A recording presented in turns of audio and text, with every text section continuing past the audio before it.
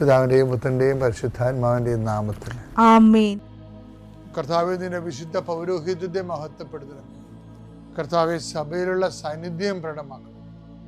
40 വർഷം അർപ്പിച്ച കൃപയുടെ യുഗതിയായി കൃപാസ്ഥാനത്താരെ ജീവനോടെ പ്രത്യക്ഷപ്പെട്ട പരിശുദ്ധ അമ്മയുടെ മാധ്യസ്ഥത്തിൽ ഞാൻ അങ്ങയുടെ മക്കൾക്ക് വേണ്ടി പ്രാർത്ഥിക്കുന്നു. അമ്മേ, ഈ പ്രഭാതത്തിൽ എത്രയോ പേരാണ് അമ്മേ ഈ ഒരു പ്രാർത്ഥനയ്ക്ക് വേണ്ടി കൊതിച്ച് കാത്തിരിക്കണത്.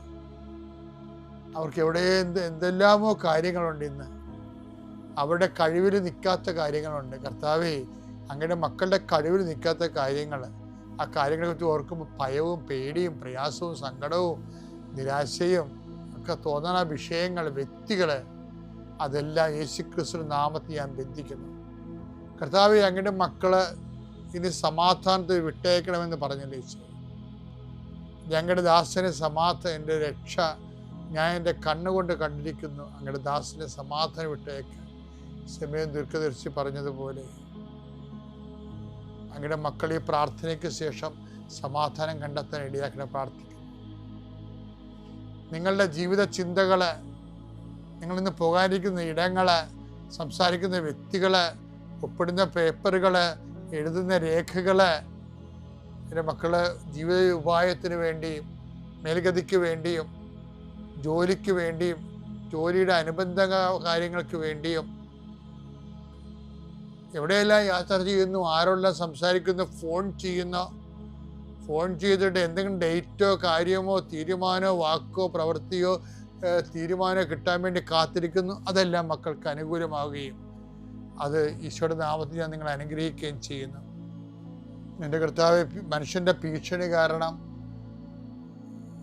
മനസ്സിന് സമാധാനം നഷ്ടപ്പെട്ടവരെ, അവരെ നീ ഏത് ഭവനത്തിൽ പ്രവേശിച്ചാലും ആ ഭവന സമാധാന ആശംസ അർപ്പിച്ച കർത്താവേ, നിന്റെ നാമത്തിൽ നെഞ്ചിലും നെറ്റിലും മുദ്ര വാങ്ങി നിന്റെ നാമത്തിൽ വിശ്വസിക്കുന്ന ഒരു മനുഷ്യനെയും ആരും ഭിക്ഷപ്പെടുത്താൻ അനുവദിക്കരുത് കർത്താവേ. അവരെല്ലാം ശത്രുക്കളെ കാൺകെ വിരുന്നൊരുക്കുന്ന ദൈവത്തിൻ്റെ ശക്തിവിശേഷം നിനക്കായി വിരുന്നൊരുക്കട്ടെ. നിന്റെ എല്ലാ ശത്രുക്കളുടെയും മുന്നിൽ നിത്യം പിതാവും പുത്രനും പരിശുദ്ധാത്മാവും സർവ്വേശ്വര എന്നേക്കും. അമ്മേ പരിശുദ്ധ അമ്മേ, അമ്മേ പരിശുദ്ധ ദൈവമാതാവേ, കൃപാസനത്തിലൂടെ ഞങ്ങൾക്കും ഞങ്ങളുടെ ദേശത്തിനും അമ്മ മധ്യസ്ഥം തേടി തന്ന എല്ലാ അനുഗ്രഹങ്ങൾക്കും കൃപകൾക്കും ഞങ്ങളിപ്പോൾ ഹൃദയം നിറഞ്ഞ നന്ദി പറയുന്നു.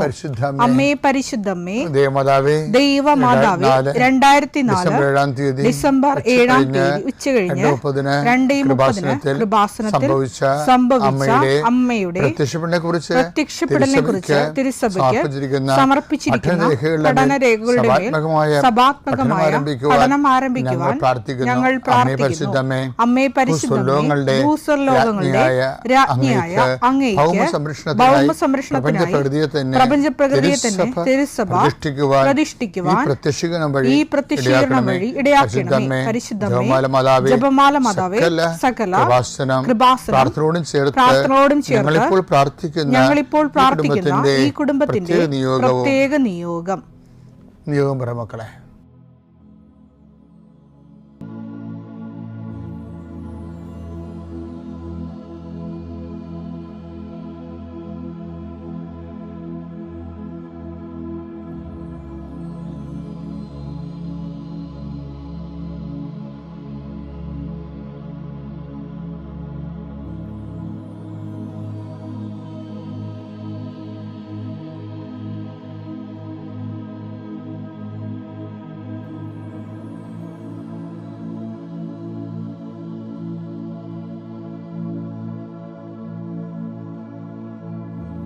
അമ്മയുടെ പ്രത്യക്ഷീകരണത്തിന്റെ ഈ അനുഗ്രഹവേളയിൽ ഞങ്ങൾക്ക് സാധിച്ചു തരുവാൻ കനിയണമേ. ആമേൻ.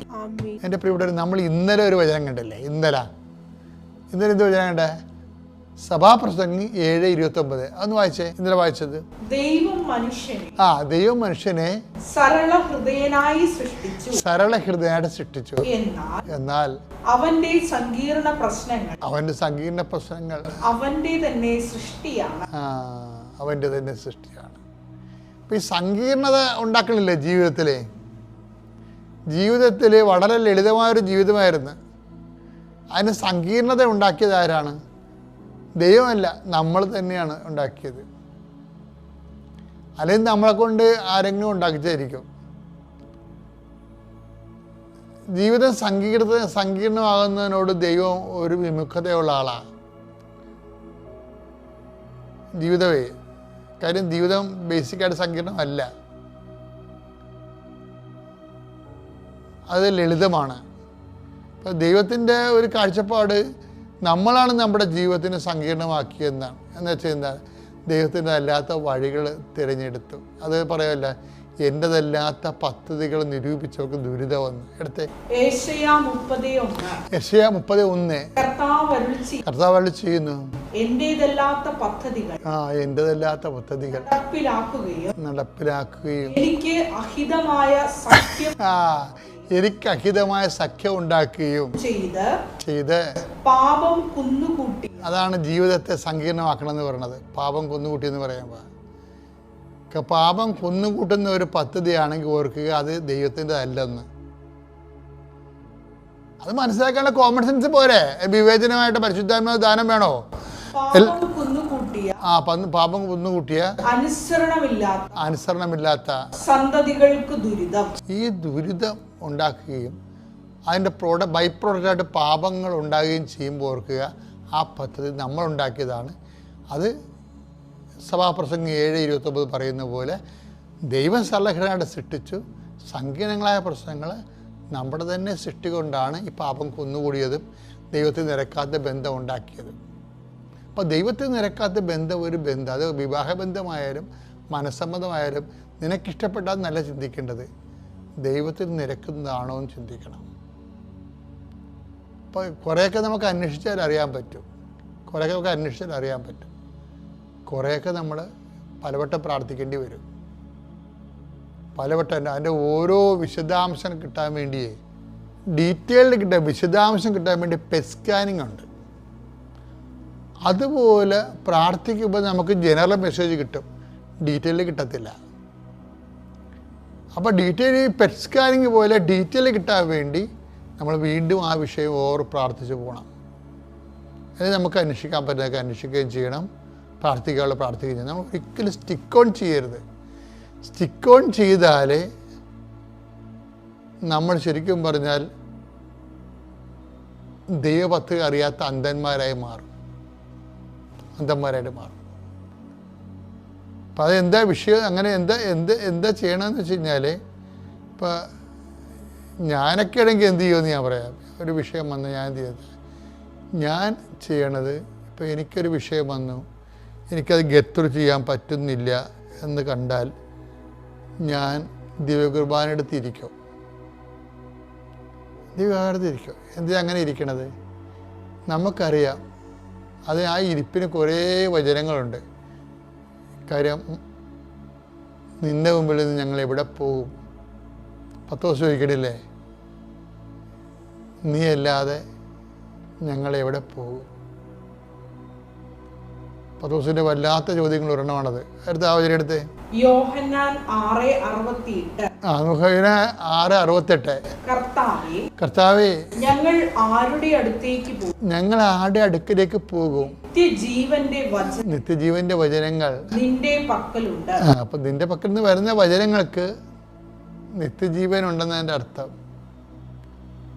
അപ്പൊ ടെമ്പററി സൊല്യൂഷൻ അല്ല എൻ്റെ അകത്ത് ഉള്ളത്, ഒരു പെർപ്പച്വൽ സൊല്യൂഷനാണ് വരാൻ പോണത്. അതുകൊണ്ട് ഞങ്ങൾ ആരുടെ അടുക്കിലേക്ക് പോകുന്നുള്ള ഒരു ഒറ്റ വാക്ക് മതി, എല്ലാത്തിൻ്റെയും താക്കോലാണത്. നീ എപ്പോൾ നോക്കിയാലും കർത്താവിൻ്റെ മുമ്പിൽ എങ്ങനെ കറങ്ങി തിരിഞ്ഞ് വന്നാലും കർത്താവിൻ്റെ മുമ്പിൽ ഉണ്ടാകണം. കുർബാന ഞാൻ കഴിഞ്ഞ ദിവസങ്ങളിൽ ആൾക്കാരോട് പറഞ്ഞു, നിങ്ങൾ കുർബാന കഴിഞ്ഞു, കുറച്ച് നേരം കർത്താവിൻ്റെ അടുത്ത് ഇരിക്കണം എന്ന് പറയും. അങ്ങനെ ഇരിക്കുന്നത് കൊണ്ട് എന്താ ഉദ്ദേശിക്കുന്നത്? നമ്മളൊരു ഭയങ്കരമായൊരു പ്രശ്നത്തിലൂടെ പോവുകയാണ്, നമുക്ക് തീരുമാനമെടുക്കാൻ പറ്റണില്ല. അപ്പം നമ്മൾ കർത്താവിൻ്റെ അടുത്ത് ഇരിക്കുകയാണ്. ആ ഇരിക്കുന്നതിൻ്റെ അർത്ഥം എന്താണ്? 6:68 എൻ്റെ അർത്ഥം. ഞങ്ങൾ ഈ ഒരു അവസ്ഥയിൽ ഞങ്ങൾ ആരുടെ അടുക്കിലേക്ക് പോകും? ഞങ്ങളെ രക്ഷിക്കാൻ വേണ്ടി നിത്യജീവൻ്റെ വചനങ്ങൾ ദൈവം നിനക്ക് മാത്രം തന്നിരിക്കണത്. അത് ദിവ്യകുർബാനയുടെ വലിയ ടോക്ക് കഴിഞ്ഞതിന് ശേഷമാണ് അതിലേക്ക് വരണത്. പിതാക്കന്മാർ മരുഭവിച്ചു, മന്ന ഭക്ഷിച്ചു, അവർ മരിച്ചു. അതുപോലല്ല ഈ അപ്പം ഭക്ഷിക്കുന്ന നിത്യം ജീവിക്കാൻ ലോകത്തെ ജീവന് വേണ്ടി ഞാൻ നൽകുന്ന അപ്പം എൻ്റെ ശരീരം തന്നെയാണ്. എൻ്റെ ശരീരം ഭക്ഷിക്കുന്നതിലും ഞാൻ അവനിൽ ഭക്ഷിക്കുന്നു. സജീവനായ പിതാവിനെ അയച്ചത് പിതാവ് മൂലം ഞാൻ ജീവിക്കുന്നു, അതുപോലെ എന്നെ ഭക്ഷിക്കുന്നത് ഞാൻ മൂലം ജീവിക്കുന്നു പറയുമ്പോൾ യഹൂദന്മാർ ശ്രോതാക്കൾ പറയും ഈ വചനം കഠിനമാണ്, ആർക്ക് കേട്ടുകൊണ്ടിരിക്കാൻ പറ്റും. അങ്ങനെ ഓരോരുത്തരായിട്ട് അവർ പോയി. അവരെ പിന്നെ ഒരിക്കലും കർത്താവിനോട് നടന്നിട്ടില്ല എന്ന് വചനം പറഞ്ഞിട്ട് പറയും. ഈശോ ചോദിക്കും നിങ്ങൾക്കും പോകണമെന്നുണ്ടോ എന്ന് ചോദിക്കും. അപ്പോൾ പത്രോസ് പറയുന്ന വാക്കാണ് 6:68 യോഹന്നാൻ, ഞങ്ങൾ ആരുടെ പക്കലേക്ക് പോകും? നിത്യജീവൻ്റെ വചനങ്ങൾ നിൻ്റെ പക്കലല്ലോ. അപ്പോൾ നമ്മൾ ദിവ്യകുർബാന മുമ്പിൽ ഇരിക്കുമ്പോൾ ആ ഒരു വചനമാണ് അവിടെ ഉള്ളത്. എന്താണ്? എന്തുകൊണ്ടാണ് നീ കുർബാന കഴിഞ്ഞിട്ടും വിട്ടുപോകാതെ കർത്താവിൻ്റെ അടുത്ത് ഇരിക്കുന്നത്? അതിൻ്റെ വചനം 6:68. എന്താണ്? ഈ ഒരു പ്രതിസന്ധിയിൽ സന്ദേശം കിട്ടണില്ല, തീരുമാനമെടുക്കാൻ പറ്റണില്ല, എന്തിനൊന്നും അറിയത്തില്ല, ഞങ്ങൾ ആരുടെ പക്കലേക്ക് പോകും? നിത്യജീവൻ്റെ വചനങ്ങൾ നിൻ്റെ കൂടെയാണല്ലോ. അപ്പം ദിവ്യകുർബാന ഈ വെറുതെ ഇരുന്നാൽ മതി. അങ്ങനെ പല ദിവസം ഇരിക്കുമ്പോൾ കർത്താവ് മനസ്സിലാകും ഇവനോട് ഇത് പറഞ്ഞു കൊടുത്തില്ലെങ്കിൽ ഇവൻ പോകത്തില്ല, ഇവന് സീരിയസ് ആണെന്ന് മനസ്സിലാകും, ഇവള് സീരിയസ് ആണെന്ന് മനസ്സിലാകും. അങ്ങനെ ദൈവത്തെ നമ്മുടെ ജീവിതത്തിൻ്റെ ഗൗരവാവസ്ഥ മനസ്സിലാക്കിയെടുക്കാൻ കൂടി ഈ സഹവാസം നമ്മളെ സഹായിക്കും. പിതാവിൻ്റെയും പുത്രൻ്റെയും പരിശുദ്ധാത്മാവിൻ്റെ നാമത്തിൽ. വിശ്വാസ പ്രമാണം. സർവശക്തനായ പിതാവും ആകാശത്തിൻ്റെയും ഭൂമിയുടെയും സൃഷ്ടാവുമായ ദൈവത്തിൽ ഞാൻ വിശ്വസിക്കുന്നു. അവിടുത്തെ ഏകപുത്രനും ഞങ്ങളുടെ കർത്താവുമായ ഈശോ മിശിഹായിലും ഞാൻ വിശ്വസിക്കുന്നു. ഈ പുത്രൻ പരിശുദ്ധാത്മാവിനാൽ ഗർഭസ്ഥനായി കന്യകാമറിയത്തിൽ നിന്ന് പിറന്ന് പൊന്തിയോസ് പീലാത്തോസിന്റെ കാലത്ത് പീഡകൾ സഹിച്ച് കുരിശിൽ തറയ്ക്കപ്പെട്ട് മരിച്ച് അടക്കപ്പെട്ട് പാതാളങ്ങളിൽ ഇറങ്ങി മരിച്ചവരുടെ ഇടയിൽ നിന്ന് 3-ാം നാൾ ഉയർത്ത് സ്വർഗത്തിലേക്ക് എഴുന്നള്ളി സർവശക്തിയുള്ള പിതാവായ ദൈവത്തിന്റെ വലതുഭാഗത്തിരിക്കുന്നു. അവിടെ നിന്ന് ജീവിക്കുന്നവരെയും മരിച്ചവരെയും വിധിക്കുവാൻ വരുമെന്നും ഞാൻ വിശ്വസിക്കുന്നു. പരിശുദ്ധാത്മാവിലും ഞാൻ വിശ്വസിക്കുന്നു. വിശുദ്ധ കത്തോലിക്കാ സഭയിലും പുണ്യവാന്മാരുടെ ഐക്യത്തിലും പാപങ്ങളുടെ മോചനത്തിലും ശരീരത്തിന്റെ ഉയർപ്പിലും നിത്യമായ ജീവിതത്തിലും ഞാൻ വിശ്വസിക്കുന്നു. ആമേൻ. സ്വർഗ്ഗസ്ഥനായ ഞങ്ങളുടെ പിതാവേ, അങ്ങയുടെ നാമം പൂജിതമാകണമേ. അങ്ങയുടെ രാജ്യം വരണമേ. അങ്ങയുടെ തിരുമനസ് സ്വർഗത്തിലെ പോലെ ഭൂമിയിലും ആകണമേ. അന്നു വേണ്ടുന്ന ആഹാരം ഇന്ന് ഞങ്ങൾക്ക് തരണമേ. ഞങ്ങളോട് തെറ്റ് ചെയ്യുന്നവരോട് ഞങ്ങൾ ക്ഷമിക്കുന്നത് പോലെ ഞങ്ങളുടെ തെറ്റുകൾ ഞങ്ങളോടും ക്ഷമിക്കണമേ. ഞങ്ങളെ പ്രലോഭനത്തിൽ ഉൾപ്പെടുത്തരുതേ, തിന്മയിൽ ഞങ്ങൾ രക്ഷിക്കണമേ. ആമേൻ. നന്മ നിറഞ്ഞ മറിയമേ സ്വസ്തി, കർത്താവ് അങ്ങയുടെ കൂടെ സ്ത്രീകളിൽ അങ്ങ് അനുഗ്രഹിക്കപ്പെട്ടവളാകുന്നു. അങ്ങയുടെ ഉദരത്തിൻ ഫലമായി ഈശോ അനുഗ്രഹിക്കപ്പെട്ടവനാകുന്നു. പരിശുദ്ധ മറിയമേ, തമ്പുരാന്റെ അമ്മേ, പാപികളായ ഞങ്ങൾക്ക് വേണ്ടി ഇപ്പോഴും ഞങ്ങളുടെ മരണസമയത്തും തമ്പുരാനോട് അപേക്ഷിക്കണമേ. ആമേൻ. കർത്താവേ, നിന്റെ ഉന്നതമായ നാമത്തിന് സ്തോത്രം ചെയ്യും. ഞാൻ അവനോട് സൗഹൃദമെല്ലാം സംസാരിച്ചതിന് ശേഷം അവൻ്റെ നെറ്റിയിലും അവൻ്റെ കഴുത്തിലും അവൻ്റെ രണ്ട് കാലിലും 2 മുട്ടിലും വിശുദ്ധ തൈലം കുരിശ് വരച്ച് ഞാൻ പ്രാർത്ഥിച്ചു. ഞാൻ പറഞ്ഞു, നിനക്ക് സൗഖ്യമാകുവടാ, നീ പൂർണ്ണ ആരോഗ്യവാനാകും, നിനക്കൊരു വിവാഹ ജീവിതത്തിലേക്ക് കടന്നു പോകാനൊക്കെ കഴിയും. നീ ഇങ്ങനെ അവരൊരു ഹിന്ദുവാണ്, നീ ഇങ്ങനെ ഇരുന്നാൽ പറ്റില്ല, പരിശുദ്ധ അമ്മയുടെ അടുത്ത് ഒരു ദിവസം നീ പോകണം, എന്നെക്കൊണ്ട് എന്ത് ഹെൽപ്പ് ചെയ്യാൻ പറ്റുമോ അത് ഞാൻ ചെയ്തു തരാമെന്നും അവനോട് ഞാൻ പറയുകയുണ്ടായി. അങ്ങനെ അമ്മയോട് ഞാൻ എല്ലാം പറഞ്ഞ് ഏൽപ്പിച്ച് അമ്മയെ പ്രാർത്ഥിച്ച് എല്ലാ ദിവസവും ഒരു അല്പം തൈലം കൊടുത്തിരുന്നു അവർക്ക് കൊണ്ടുപോയി. എല്ലാ ദിവസവും അവൻ്റെ ശരീരത്ത് കുരിശ് വരച്ച് പ്രാർത്ഥിക്കണമെന്നൊക്കെ പറഞ്ഞ് ഞാൻ ഏൽപ്പിച്ചു. അത് കഴിഞ്ഞ ശേഷം അപ്പോൾ തന്നെ മറ്റൊരു കുട്ടി 19 വയസ്സുണ്ട്, ആർത്രൈറ്റിസ് ബാധിച്ച ഒരു ബാലൻ. അവനെ നമ്മൾ കണ്ടു കഴിഞ്ഞാൽ വളരെയധികം സങ്കടം തോന്നും. കാരണം ഒരു സ്റ്റൂളിൽ നമ്മൾ ഇരിക്കുമ്പോൾ കാല് താഴേക്കിട്ടിരിക്കുന്ന ഒരവസ്ഥയിലാണ് അവൻ്റെ കാലിരിക്കുക, അതായത് എൽ ഷേപ്പിൽ.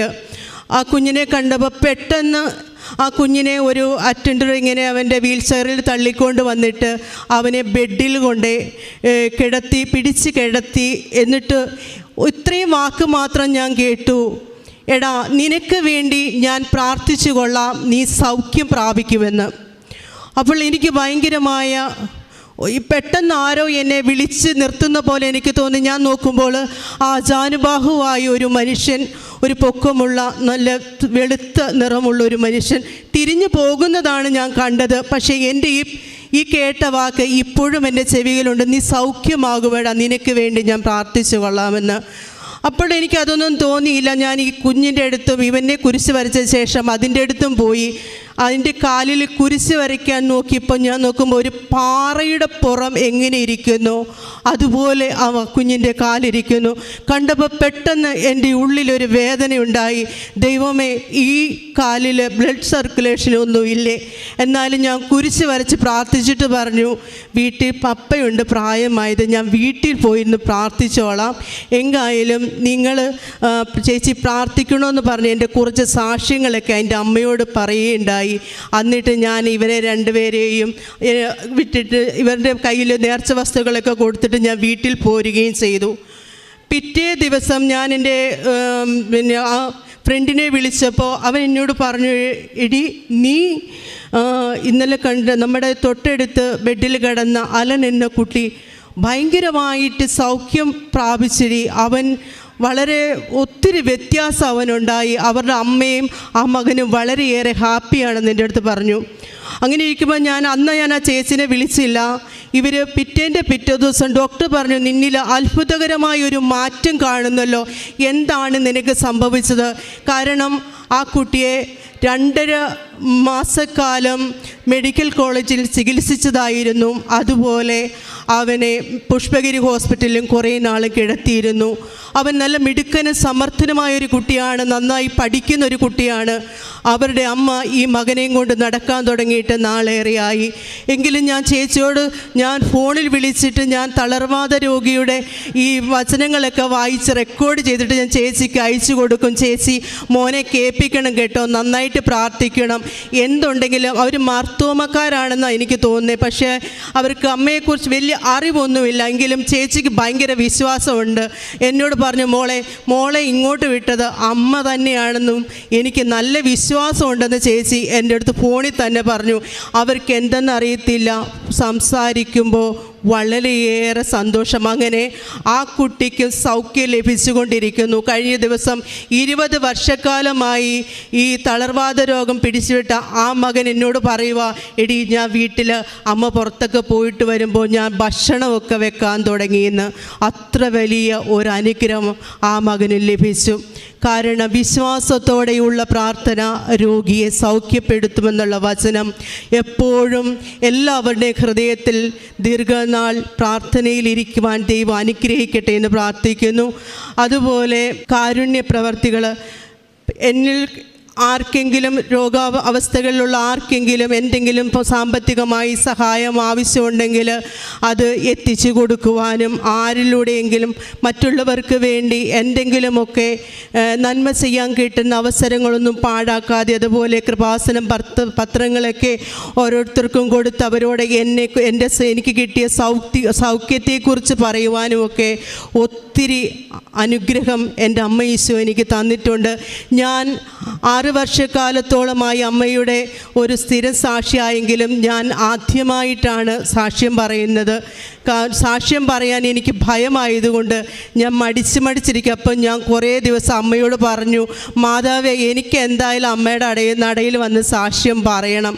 അപ്പോൾ ഈ കൃപാസനം പത്രം അഥവാ കൊടുക്കാതെ വീട്ടിൽ ഇരിക്കുവാണെങ്കിൽ നമ്മൾ കൊടുക്കാൻ ലേറ്റായാൽ തന്നെ ഞാൻ ആ പത്രത്തിന് വേണ്ടി പ്രത്യേകം സ്തുതിച്ച് പ്രാർത്ഥിക്കാറുണ്ട്. ഇത് ആരുടെ കയ്യിൽ ഞാൻ കൊടുക്കുന്നുവോ അവർക്ക് എല്ലാവിധ അനുഗ്രഹങ്ങളും ലഭിക്കണമെന്ന് അമ്മയോട് ഈശോട് നിരന്തരമായി പ്രാർത്ഥിക്കാറുണ്ട്. പരിശുദ്ധ അമ്മയുടെ അൾത്താരയിൽ വന്ന് നിന്ന് ഈ സാക്ഷ്യം പറയുവാൻ അനുഗ്രഹിച്ചതിനായി കോടാനുകോടി നന്ദി പറയുന്നു. എൻ്റെ പേര് ബിൻസി ജോഷി. ഞാൻ ആലപ്പുഴയിൽ നിന്നാണ് വരുന്നത്. ഞാൻ 2015 ഉടമ്പടി എടുക്കുന്നത് ആദ്യമായിട്ട്. പക്ഷേ അന്ന് ഉടമ്പടി എടുത്തു. പിന്നെ ഞാൻ ആദ്യമായിട്ട് എൻ്റെ 6 നിയോഗങ്ങൾ വെച്ചു. അതിൽ ആദ്യത്തെ നിയോഗം എന്ന് പറഞ്ഞാൽ എൻ്റെ ഭർത്താവിൻ്റെ മദ്യപാനമായിരുന്നു വെച്ചത്. ഞാൻ പിന്നീട് പ്രാർത്ഥിച്ചു, കുറേയേറെ പ്രാർത്ഥിച്ചു. അത് കഴിഞ്ഞ് പിന്നീട് ഞാൻ ഈ ഉടമ്പടിയിൽ നിന്ന് അങ്ങ് വിട്ടുപോയി. ഉടമ്പടി എടുത്ത കാര്യം തന്നെ ഞാൻ അങ്ങ് മറന്നു. മറന്നു. പക്ഷേ എൻ്റെ മാതാവ് മറന്നില്ല. എൻ്റെ മാതാവ് എന്നെ ശരിക്കും എൻ്റെ ഭർത്താവിൻ്റെ കൂടി നിർത്തി. ആൾ പൂർണ്ണമായിട്ട് ഒഴിവായി. കാര്യം നല്ലൊരു മദ്യപാനമായിരുന്നു. ശരിക്കും അങ്ങനെ മദ്യപിച്ചിരുന്നെങ്കിൽ എൻ്റെ ഭർത്താവ് എൻ്റെ കൂടെ ഉണ്ടാവത്തില്ലായിരുന്നു. അതേപോലത്തുള്ള ഒരു വ്യക്തിയായിരുന്നു. പക്ഷേ ആ മദ്യപാനം മാതാവ് മാറ്റി ഇപ്പോൾ 8 വർഷം കഴിഞ്ഞ് 8 വർഷത്തിൽ കൂടുതലായി എൻ്റെ ഭർത്താവ് മദ്യപാനം നിർത്തിയിട്ട് ഒരു തുള്ളി പോലും കുടിച്ചിട്ടില്ല. അതിന് ശേഷം അദ്ദേഹം ഒരു പാട്ടുകാരനായിരുന്നു. പക്ഷേ മദ്യപാനത്തിലേക്ക് വന്നതിന് ശേഷം പാട്ട് പാടത്തില്ല, ഒന്നും ചെയ്യത്തില്ലായിരുന്നു. പക്ഷേ ഇപ്പം